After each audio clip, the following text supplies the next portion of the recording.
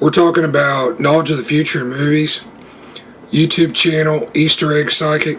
In a previous video, I mentioned some possible predictive Easter eggs to the Teenage Mutant Ninja Turtles, the 1990 live-action film, present in the 1989 Konami arcade video game, Crime Fighters. The more I dug into this subject and pored over this material, I started seeing further clues and nods to the Marvel comic book characters Wolverine, Deadpool, and Cable.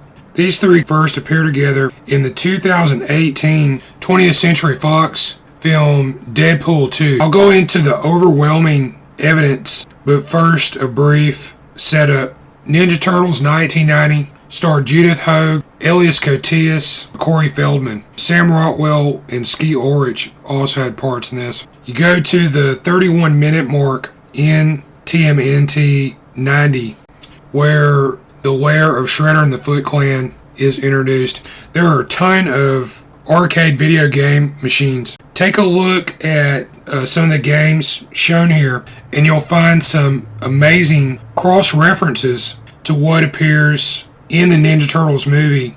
Corey Feldman voices purple-masked Brainiac hero Donatello. Feldman also squared off with movie slasher Jason Voorhees in the 1984 Friday the 13th, the Final Chapter film.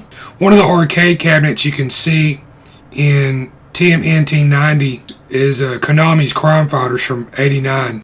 The enemy bosses of several levels appear to be inspired by well-known American horror film baddies.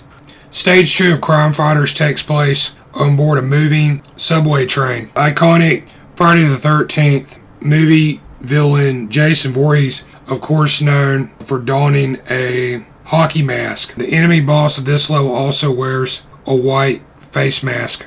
The final opponent of level 4, which takes place on the city rooftop, may also bear resemblance to A Nightmare on Elm Street's Freddy Krueger. He wears a red shirt, black pants, and has long metal claws. And when it comes to the Ninja Turtles film, Elias Koteas plays New York City vigilante Casey Jones, who also wears a white hockey mask. With that as your basis, if you take a look at the Casey Jones character in the Teenage Mutant Ninja Turtles animated series, this ran between 87 and 96. Actor Pat Fraley did the voice for Casey Jones in a lot of the cartoon episodes. I thought the style of voice they used for this character, possibly inspired by action and western actor Clint Eastwood.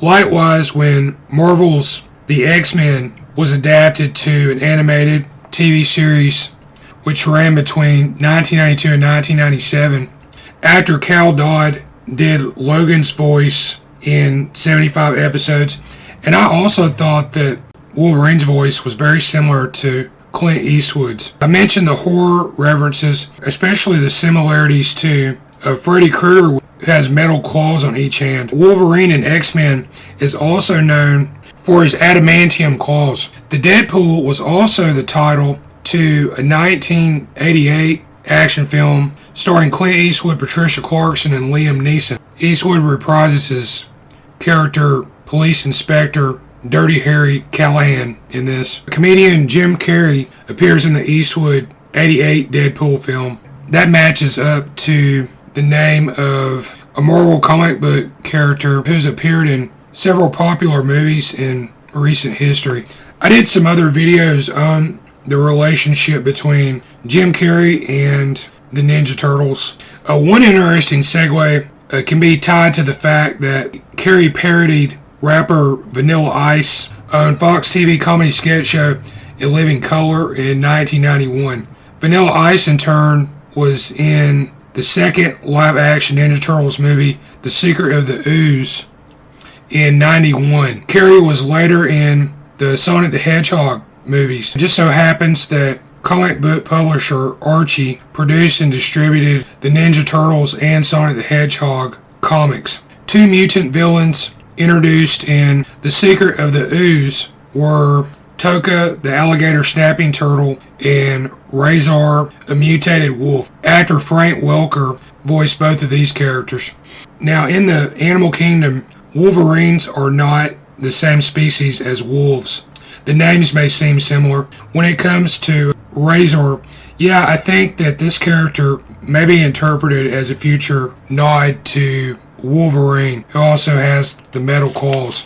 My YouTube channel is Easter Egg Psychic. There I go back and look at movies and television from the past. I analyze these for possible references to future media. These may appear in the form of anecdotes, idioms, anagrams, hidden in the subtext of the work in question. I also use an unconventional method where I look at the likenesses of the actors. And what I found is you can take the likenesses, match these up to some of the anecdotal items, and show past, present, and future information about actors and other personalities who may resemble the personalities in the movie or television episode that you're watching. My email contact is eastereggguy, that's GUY, @yahoo.com. Thanks for watching.